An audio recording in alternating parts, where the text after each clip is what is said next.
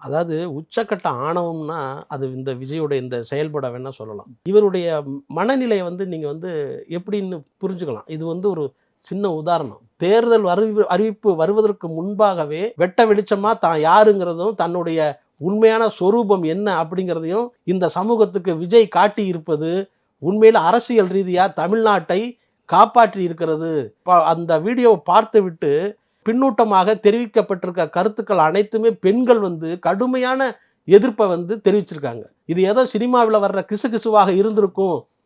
நாங்க இத நம்பாம இருந்தோம். இப்படி இப்படி பப்ளிக்கா அவர் கூப்பிட்டு வருவாருன்னு நாங்க நினைக்கவே இல்ல. சங்கீதாவுடைய மனதையும், அவருடைய குழந்தைகள் சாசா அவருடைய மனதனையும் ஜேசன் அவருடைய மனதையும் இது எவ்வளவு கடுமையாக பாதிக்கும் என்கிற குறைந்தபட்ச ஒரு ஒரு ஆணுக்குரிய, ஒரு குடும்ப தலைவனுக்குரிய ஒரு பக்குவமே இல்லாமல் பொதுவெளியில் விஜய் இப்படி நடந்து கொண்டது, பெண்கள் மத்தியில கடுமையான அதிர்ச்சியை ஏற்படுத்தியிருக்கு அப்படின்னு தான் பார்க்கணும்.